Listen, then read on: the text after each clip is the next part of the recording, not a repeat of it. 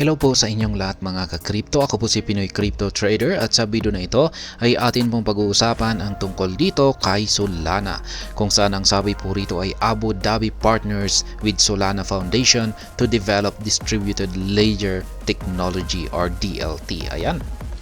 Isa naman po itong magandang development para kay Solana sapagkat nakipag-partner po ang Abu Dhabi.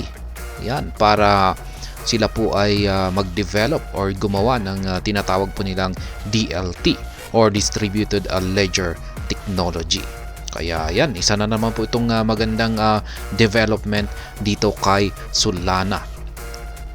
At ayan, bago po tayo magpatuloy ay nais ko lamang po munang bigyang linaw ang aking disclaimer kung saan ang nilalaman po ng video na ito ay hindi po ito isang financial advice.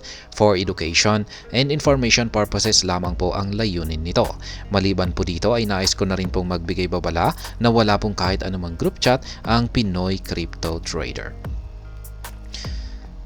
Yan, Abu Dhabi Global Market or ADGM and the Solana Foundation have joined forces to develop Distributed Ledger Technology or DLT in the Middle East, according to the statement released on February 7th.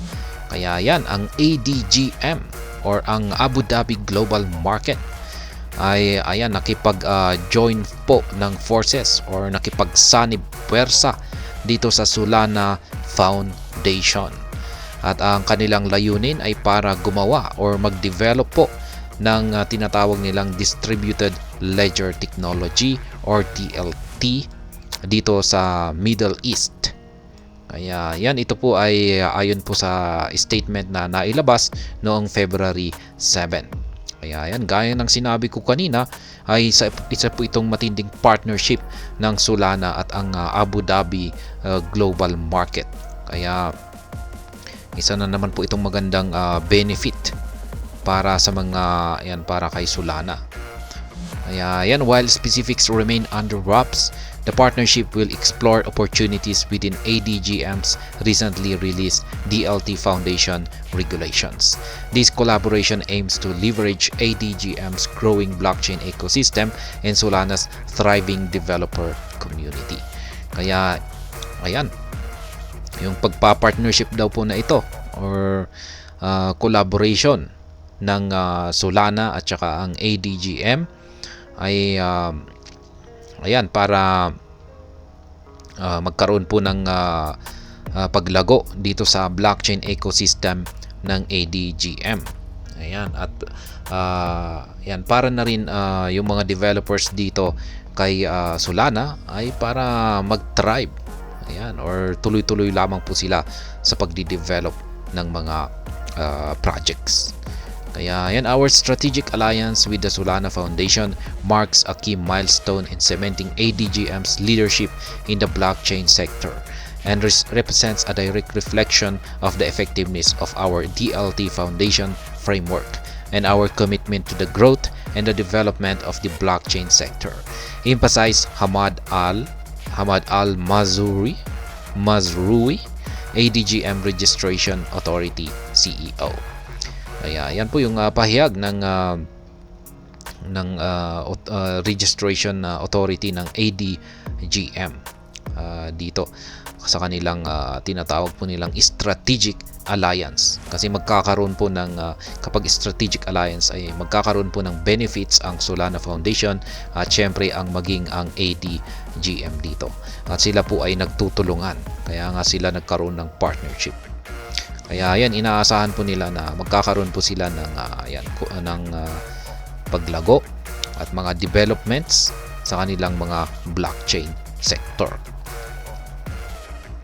ADGM established the world's first dedicated regulatory framework for blockchain foundations in November 2023, solidifying its commitment to fostering innovation in responsible manner. Kaya yan po yung parang pinaka ginawa ng ADGM.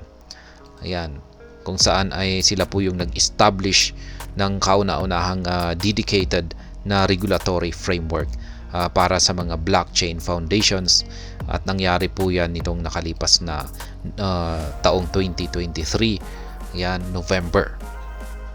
Kaya yan, dahil po sa sila ang nag-establish sa kauna-unahang regulatory framework ng blockchain, ay yan, committed po sila yan, sa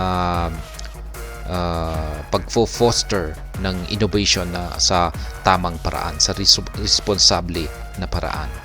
This partnership builds upon ADGM's impressive trajectory launch.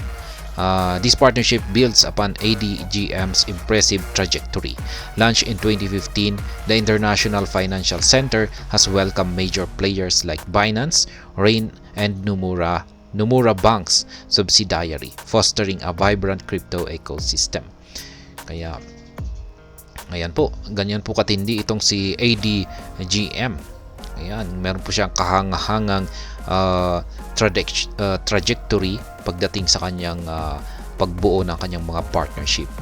Yan, mula pa nung 2015 ay dito po siya na-launch at nagkaroon na po siya ng mga international financial na mga major players na katulad po ni Binance, Rain, Nomura, at ayan.